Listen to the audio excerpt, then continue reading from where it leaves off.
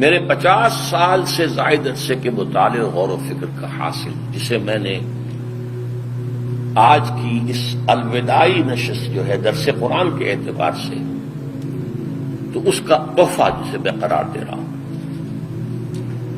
اس میں سب سے پہلے ایک شکوہ ہے۔ بہت سے لوگ محبت کرتے ہیں، محب ہیں، عقیدت مند بھی ہیں، جیسا کہ میں نے کہا کہ ہاتھ بھی چومتے ہیں اور اپنی عقیدت کا اظہار کرتے ہیں، تعریفیں کرتے ہیں۔ میں خطرے میں مبتلا ہو جاتا ہوں کہ کہیں کوئی تکبر پیدا نہ ہو جائے، روکتا بھی، لیکن افسوس، سخت افسوس یہ کہ میرے اصل پیغام پر توجہ نہیں دیتے۔ میں آپ سے بھی یہ شکوہ کر رہا ہوں۔ ہر کسے از ظن خود شد یار من، اقبال نے شکوے کیے ہیں۔ نابغہ عصر، ہر کسے از ظن خود شد یار من، ہر شخص اپنے خیال میں میرا دوست بن گیا ہے۔ وسطرون من نجس اسرار من، میرے اندر سے اس نے میری چھپی ہوئی چیزوں کو نہیں تلاش کیا۔ تو کیا ہوں، کیا کہنا چاہتا ہوں، کیا کرنا چاہتا ہوں، کوئی نہیں۔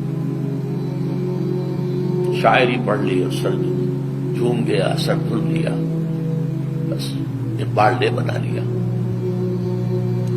اور اس سے بھی زیادہ جو ہے، مرا یاراں غزل خان شمردن، تجھے لوگوں نے ایک غزل خان سمجھ لیا، شاعر سمجھ لیا۔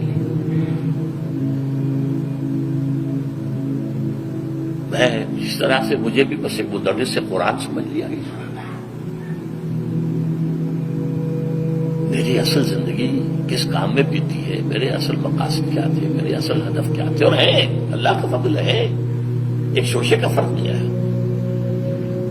وہ کیا ہے اس پر توجہ نہیں۔ اس کو تو میں نے ذریعہ بنایا ہے، ساز سخن بہانا است، میرا مقصد ہے یہ اس امت مسلمہ کا قافلہ منتشر ہو گیا ہے۔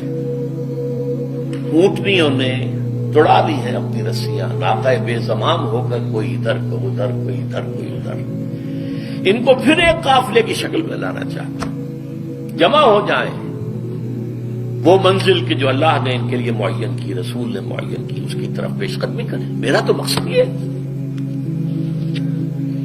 بہرحال اب میں اس ضمن میں اپنی باتیں آپ سے عرض کروں گا بہت اختصار کے ساتھ۔ دیکھیے، جہاں تک تاریخی اور ملی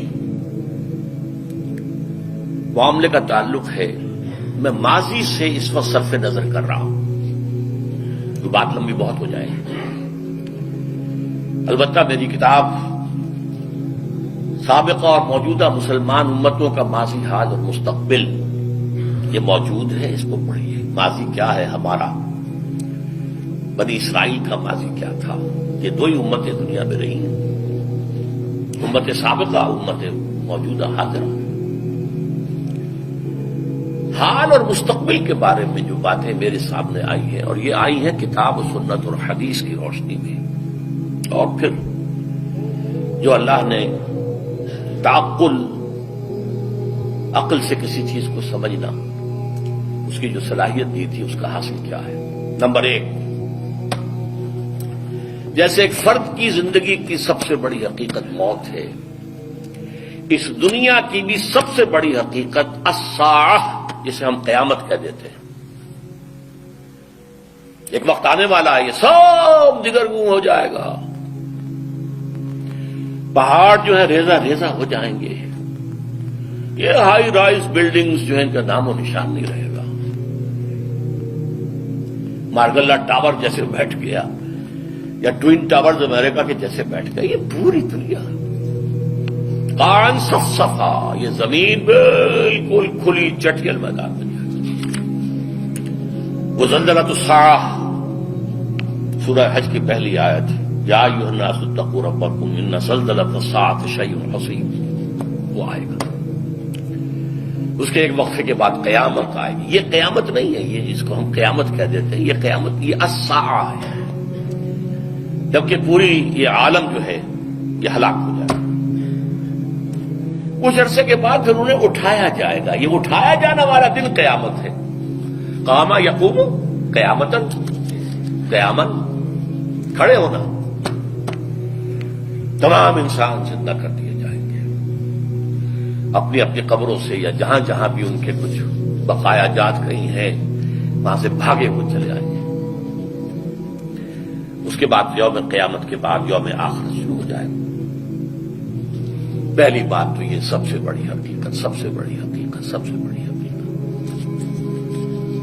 اور اب الحمدللہ میری سوچ یہ ہے کہ وہ زیادہ دور